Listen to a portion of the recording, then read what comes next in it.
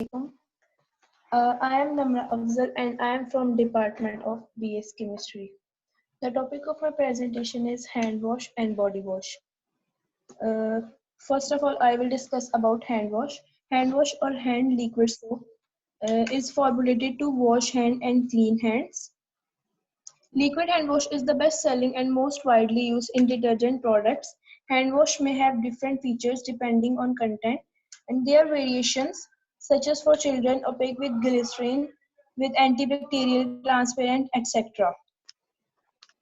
Liquid hand wash. Liquid hand wash contains anionic surfactant, cocamide, DEA surfactant, as amphoteric surfactant, opaque agent as making opaque dye, fragrance, glycerin for prevention hand outside conditions, etc.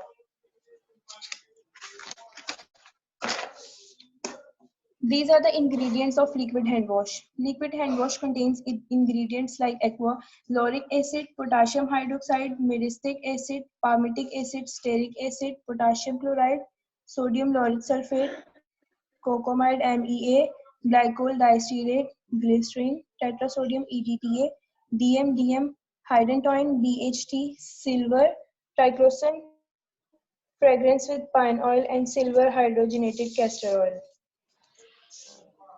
Here is lauric acid. Lauric acid or systematically didocanoic acid is a saturated fatty acids with a 12 carbon atom chain, thus having many properties of medium chain fatty acids and is a bright white powdery solid with a faint odor of bay oil or soap. Here is its formula C12H24O2 and its structure. Second one is potassium hydroxide, also known as lye, is an inorganic compound with chemical formula KOH, and it is a potent base that is marketed in several forms. Third one is myristic acid. It is a saturated fatty acids with 14 carbon atoms. In cosmetics and personal care products, it is used as an oxidifying agent and as a surfactant. And its chemical formula is C14H28O2. And here is its structure. Fourth one is palmitic acid. It is a fatty acid found naturally in animals and plants and also can be created in laboratory using personal care products and cosmetics.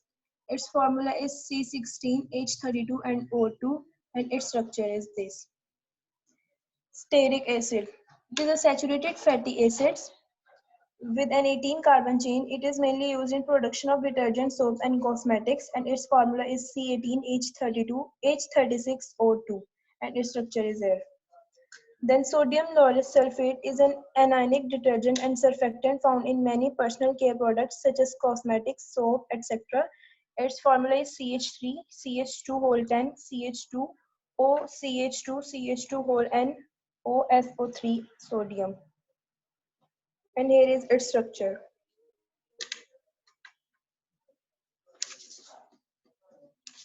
Then cocamide MEA. Cocamide MEA or cocamide monoethanol amine is a solid of 5 to 10 compounds often sold in flake form and used in cosmetics and personal care products in formulation of bath soaps and shampoo.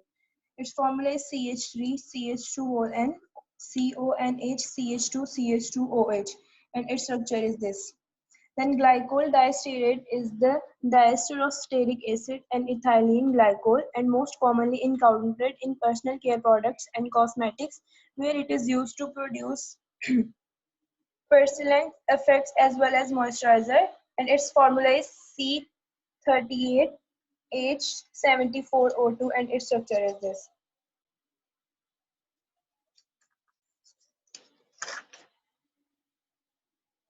Number 9 is glycerin. Glycerin is a clear liquid typically made from soybean, coconut, or palm oil and is particularly popular in cosmetic industries and other as well. Its formula is C3OH8O3 and its structure is this. Tetrasodium EDTA is a chemical used for both industrial and medical purposes. It is used as a chelating agent used to decrease the reactivity of metal ions that may be present in products. Its formula is C10H16N2O8 and its structure. Then DMDM hydantoin. It is an antimicrobial agent and preservative. It increases the shelf life of cosmetics such as shampoo, soap, etc. Its formula is C7H12N2O4 and its structure is this. BHT, butylated hydroxytoluene, is a substituted toluene that functions as an antioxidant in cosmetics and personal care products. Its formula is C15H24O and its structure is. Triclosan, it is an antibacterial and antifungal agent present in some consumer products including toothpaste, soap, detergent. Its formula is C12H7Cl3O2 and here is its structure. After triclosan, there is hydrogenated castor oil. It is the polyethylene glycol derivatives of hydrogenated castor oil and is used in cosmetics and beauty products as emulsifier and surfactant, and its formula is C57H110 and O9. And what is in active ingredient in liquid soap? The surfactant is the main active ingredient in any hand soap, and this ingredient chemically modifies the properties of water to make it a more active cleanser, and the surfactant also dissolves oils and emulsifies greasy substances. And then how to make liquid hand soap? There are 5 steps. First one is grate your favorite bar of soap with the cheese grater it's going to make.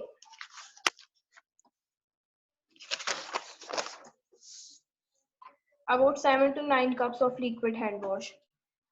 In step 2, once grated, pour the soap into blender with 1 cup boiling water and blend. And then open lid and add honey with hazel, rubbing alcohol and glycerin and blend. In step 4, pour out of blender into a large mixing bowl and start with 3 cups of cold water. Whisk the mixture and add more water as needed. And the last step is fill up your soap bottles and store the rest in large containers. After hand wash, there is body wash. Body wash is a liquid cleansing product for use on the body, and it's more hygienic than bar soap, and body washes and slightly more moisturizing than shower gels. Its ingredients are synthetic and natural.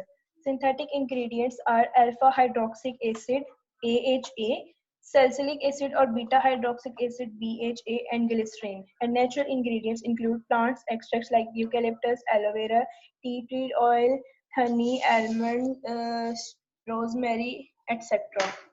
And its functions: to remove dirt and dust, to remove excess oil from skin, to treat some skin conditions like dry skin, itchy skin, and skin rashes. And applications: all over the body, especially armpits and groin, and very few amount is taken in hands and made leather after mixing with water. And at last, the difference between hand and body wash. Hand washes are usually made with a combination of liquid fats and sodium hydroxides, which is called saponification. And body washes are usually made in a similar manner but with potassium hydroxide instead of sodium hydroxide. Thank you. That's all from my side. तो आपने घर में फिर बनाया फिर? No sir, अभी नहीं बनाया. तो ये देख रहे कब का आपको दिया हुआ ये, तो अभी तक आपको बना के मुझे बताना भी चाहिए था कि सर हमने ऐसे बनाया था, तो ये रेसिपी कोई हमने इस तरह से एडजस्ट करें तो और अच्छी बनती है. फीडबैक देना चाहिए ना आपको प्रैक्टिकल बनाने में. अच्छा, आपको पता है ये आपके अप्लाइड के प्रैक्टिकल में भी हैंड वॉश है? अच्छा, आपका जो प्रैक्टिकल है उसमें के अंदर भी yes हमने sir. इसको बनाना है. अच्छा, इसको बनाते वक्त एक चीज और माइंड में रखिएगा, जब आप प्रैक्टिकली असल में लैब अब खुलती है यूनिवर्सिटी तो मैं आपको दिखाऊंगा. जो टेक्निकल चीज है वो ये है कि जब हम इसको लिक्विड सोप को बनाते हैं तो ट्रांसपेरेंट बनना चाहिए. ठीक है, जैसे अगर आप मार्केट से लेते हैं तो वो ट्रांसपेरेंट होता है ना, तो उस तरह का जिसमें से लाइट आर पार नजर आए. ये और दूसरी टर्म होती है ट्रांसलूसेंट, जिसके आर पार नजर नहीं आता. तो ट्रांसपेरेंट बनाना जो है ना, ये स्किल है. अदरवाइज जो दूसरा होता है वो भी मैं उसको खराब नहीं कहता, लेकिन मैं कहता हूँ कि जो अगर बंदा बनाए ना, तो ये थोड़ा सा हैंड ऑन प्रैक्टिस है और इतना मुश्किल काम नहीं है. ठीक है, और टाइमिंग का इसमें थोड़ा सा है कि टाइम आप कम या ज्यादा कर दे तब भी फर्क पड़ जाता है. आप डोजेज लेवल जो मिक्स करने के लिए है तब भी ये ट्रांसपेरेंसी का इशू बनता है. और ट्रांसपेरेंसी रिगेन करना है, या आपने वो देखे होंगे सोप भी, जैसे ट्रांसपेरेंट सोप मार्केट में मिलता है एक, तो वो आपने देखा होगा अक्सर तो ट्रांसपेरेंट नहीं होते. वो एक है जो कौन सा यार उसका नाम था, मुझे भूल गया, ब्राउन से कलर पेयर्स। का। हाँ पियर सोप, हाँ पियर सोप अब 3 कलर में आता है, पहले तो वो ब्राउन कलर में आता था, तो अब वो आपने देखा कि वो ट्रांसपेरेंट होता है और थोड़ा सा उसके अंदर ट्रांसपेरेंसी आर पार नजर आ रही होती है, लेकिन बाकी जितने सोप मार्केट में है वो ट्रांसपेरेंट नहीं है, वो उनको भी खराब नहीं कहा जाता। तो ये ट्रांसपेरेंसी कैसे आती है, ये आपके जो आप इंशाल्लाह अल्लाह करे लैब खुल जाए, तो वरना ना भी हुआ तो हम अगले सेमेस्टर में ये बनाएंगे और ट्रांसपेरेंट सोप बनाएंगे, ठीक है। और आपने वो फिर घर ले जाके इसको इस्तेमाल करना है और अच्छे तरीके से बताना है, और हम उसमें एंटी बैक्टीरियल एजेंट भी डालेंगे ताकि वो अच्छे तरीके से बैक्टीरिया के अगेंस्ट भी इस्तेमाल हो। फिर आपने घर में रेगुलर साबुन से हाथ नहीं धोना, आपने अपने बना के यूज करना है। जब आपको हाथ से बनाना आ गया ना, तो फिर आपने मार्केट से साबुन खरीदना बंद कर देना। तो इतना तो फायदा हो ना केमिस्ट्री वालों के घर वालों को कि उनको साबुन बनाना तो कम से कम आए, डिटर्जेंट बनाना है, इन चीजों का बेसिक केमिकल तो आप खुद बनाए, सारा कुछ मार्केट से नहीं खरीदने अब आप, इंशाल्लाह ताला। यार घर वाले मान नहीं ना। वो घर वाले पता क्यों मानेंगे, दो चीजों से मानेंगे। एक तो ये कि जब पता लगेगा ना मार्केट में 150 रुपए का साबुन आंदा, साडी कुड़ी ਦਾ ਜਿਹੜਾ ਸਾਬਣ ਹੈ 50 रुपया ਦਾ ਪੈਂਦਾ, एक तो वो फौरन से बड़े खुश होंगे, नाल कहते हैं मेरी सोनी थी।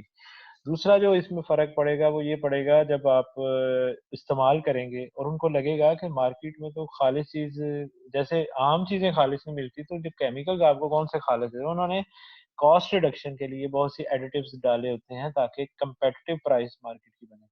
अब जब आपने बनाना है, आपने कॉस्ट सेविंग नहीं करनी है, आपने क्वालिटी बेस्ड चीज बनानी है, आपने कोई इम्प्योरिटी नहीं डालनी, कोई एडिटिव डाल के उसका वजन नहीं बढ़ाना। प्योर चीज जब बना के देंगे तो उन्होंने जब इस्तेमाल करनी है, उन्होंने तो कहना भाई मार्केट का उनको मजा ही नहीं है, आपको नहीं मजा आना। आप ये एक दफा हैंड वॉश बना के देख लें, एक दफा आप बॉडी वॉश बना के देख लें, एक दफा आप डिटर्जेंट बना के देख लें, एक दफा उस डिटर्जेंट से कपड़े धो के देख लें।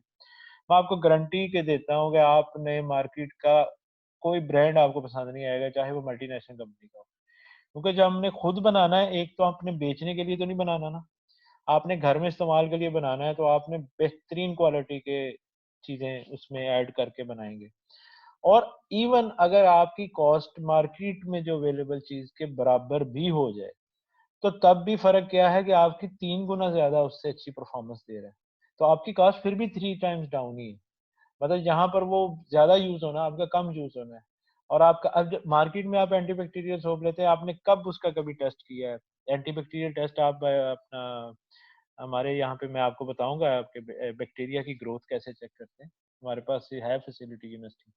तो बैक्टीरिया आप मार्केट से उठा लें, उनकी एंटीबैक्टीरियल एक्टिविटी चेक कर लें, फिर आप खुद बना लें और उसकी एंटीबैक्टीरियल एक्टिविटी चेक कर लें, तो आप खुद सोचेंगे कि कल को आपके बच्चे भी होने हैं तो बेबी।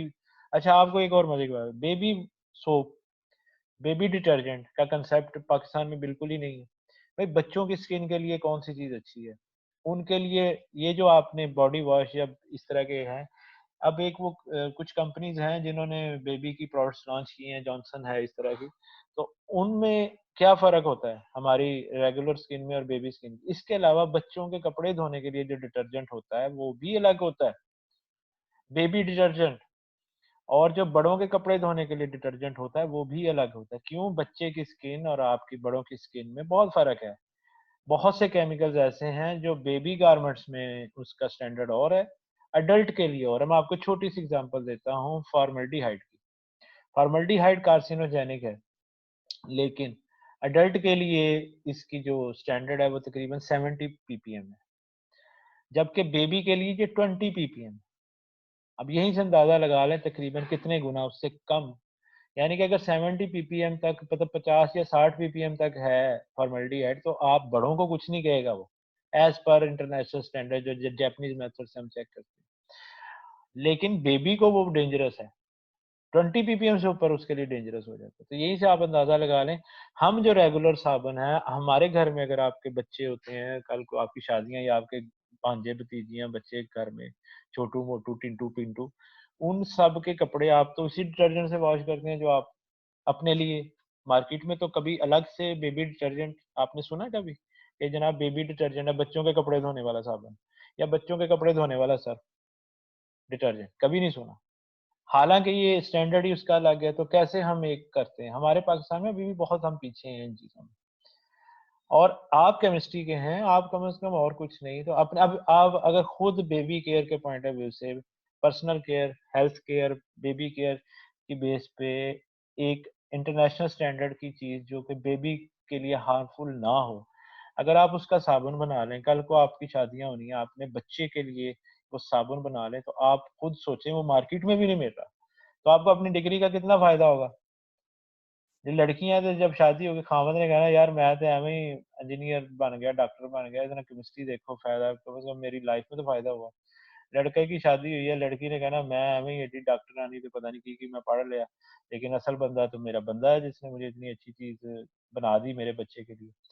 तो वैल्यू डिग्री की प्रैक्टिकल, आपकी केमिस्ट्री की डिग्री प्रैक्टिकल डिग्री है, इसकी इम्प्लीमेंटेशन है, ये कभी भी किताबी डिग्री थी नहीं, हमने इसको क्यों किताबी बना दिया, इसकी रीजन नहीं है किताबी बनानी, इसको प्रैक्टिकली अपनी लाइफ में इम्प्लीमेंट करें और बिल्कुल प्रैक्टिकल केमिस्ट बने, रियल केमिस्ट जिसको कहते हैं। जो पुराने हमारे साइंसदान थे, जो हमारी केमिस्ट्री तो वैसे ही मुसलमानों की शान है, हम मुसलमानों ने इसका आगाज किया। सल्फ्यूरिक एसिड सबसे पहले ये जाबिर बिन हयान का आई थिंक है नाम, उसने इस चीज पे किया था। और हमारी अगर आप केमिस्ट्री की तारीख पढ़ें मुसलमानों की तो बहुत अच्छी है, हम लोग केमिस्ट्री में बहुत आगे थे, मुसलमानों की मीरास है केमिस्ट्री।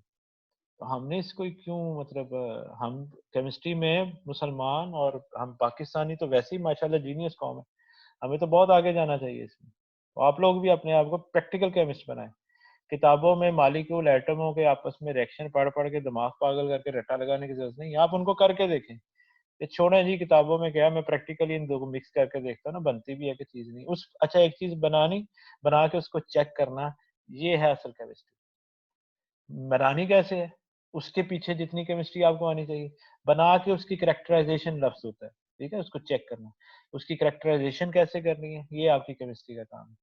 और उसके बाद उसकी शेल्फ लाइफ इंक्रीज कैसे होगी, उसके पीछे जो नॉलेज है। अगर आप कुछ केमिकल्स की एक जीरो से ले ए टू जी ये सारी चीजें कवर कर देना, आपको सारी केमिस्ट्री वैसी ही आ जाए। फॉर एग्जाम्पल आप स्टार्ट करते हैं केमिस्ट्री का कि इसका रिएक्शन कैसे करवाना है, तो अब आपको उसका रिएक्शन लिखना आना आएगा, इक्वेशन बैलेंस करना आएगा, इक्वेशन बैलेंस करके आप उसमें स्टिशियोमेट्रिक अमाउंट निकालेंगे, कितने मोल से रिएक्ट करेंगे, इसका कितना वजन हो, इसका कितना वजन हो। अच्छा, अब इसके पीछे और केमिस्ट्री आएगी, फिर आपको पता चलेगा मैंने तो मार्केट से कमर्शियल केमिकल्स खरीदे हैं, तो मैंने इसकी स्टिशियोमेट्रिक अमाउंट मिक्स करूंगा तो लाजमी तो नहीं कि वो प्योर 100% प्योर है।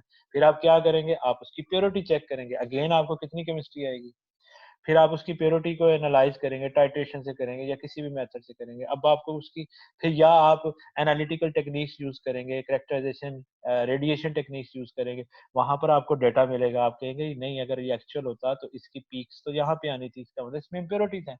उस इम्प्योरिटीज को खत्म करने के लिए फिर आप केमिस्ट्री लगाएंगे, तो कितना नॉलेज आता है प्रैक्टिकल में। फिर उसके बाद आपने चीजों को मिक्स करके चीज बनाई, फिर आपने उसकी यील्ड निकाली, फिर आपने देखा इसकी यील्ड तो 60% है, मुझे तो इसको 80% 90% पे ले जाना चाहिए। उसके लिए आप अगेन रिएक्शंस को उसकी एनर्जी ऑफ एक्टिवेशन की बेस पे रिएक्टर से प्रोडक्ट कैसे बनाना है, ठीक है, आप उस पे जाएंगे, फिर आप कैटलिस्ट की तरफ जाएंगे, आप टेम्परेचर की तरफ जाएंगे, प्रेशर की तरफ जाएंगे, आप वो सारे पैरामीटर ढूंढेंगे जो रिएक्टेंट को 100% प्रोडक्ट में कन्वर्ट करेंगे। अगेन कितना नॉलेज आएगा। तो केमिस्ट्री प्रैक्टिकली अगर आप कर लेंगे या सोचेंगे जहन में, तो आपको केमिस्ट्री की सारी फील्ड का नॉलेज आ जाएगा। फिर आपने बनाया, मिक्स किया, आपने परफॉर्मेंस दी, फिर आप कहते हैं नहीं अगर मैं इसको सरफेस एरिया बढ़ा दूं, इसकी रिएक्टिविटी बढ़ जाएगी, आप फिर नैनो पार्टिकल्स की तरफ जाएंगे, फिर आप उसको नैनो स्केल पे उसका सरफेस एरिया बढ़ाएंगे, तो आप देखेंगे कि प्राइस बजाय कि आप केमिकल ज्यादा डाल रहे हैं उसमें, आप फॉर एग्जाम्पल जहाँ पे 10 ग्राम डालना था आप वहां पे 15 ग्राम डालेंगे, ये तो अनपढ़ों वाली बात होगी। आप कहेंगे नहीं मैं 10 ग्राम की बजाय 5 ग्राम डालूं और मैं इसका सरफेस एरिया बढ़ा दूं, मैं इसके नैनो स्केल पे ले जाऊं, तो आपने कॉस्ट कम कर ली, उसके नैनो पार्टिकल स्केल पे ले गए तो उसकी एफिशिएंसी बढ़ गई, क्योंकि रिएक्शन तो सरफेस पे हो रहा है, कोर इनसाइड केमिकल के थोड़ी कुछ हो रहा है, सरफेस फिनोमेना। तो सरफेस फिनोमेना के बेस पे आप सोचना शुरू कर दोगे, फिर आप उसकी सरफेस बढ़ाओगे, ठीक है। फिर आपने इसी तरह से कैटलिस्ट डाला, कैटलिस्ट को रिकवर करना, वहां पे अगेन केमिस्ट्री आई। फिर इसके बाद आप जब आगे इसको प्रोसेस को चलते गए गॉन किया, फिर आपने प्रोडक्ट बनाई, फिर प्रोडक्ट की आपने देखा कि ये जो मैंने प्रोडक्ट बनाई है, अच्छा जो डिस्कवरीज होती हैं वो कैसे होती हैं, वो इसी तरह से होती हैं, आपने रिएक्शन करवाया, आपने प्रोडक्ट बनाई, कुछ और चेक किया तो आपको पता लगा कि ये डाटा इसका वो नहीं है जो एक्चुअल होना चाहिए था। तो आप चेक करते हैं कि ये डेटा फर्क कहाँ से आ रहा है, वहां से अगेन आप केमिस्ट्री चेक करते हैं, तो मे बी कोई नया कंपाउंड ही सिंथेसाइज हो गया हो आपसे।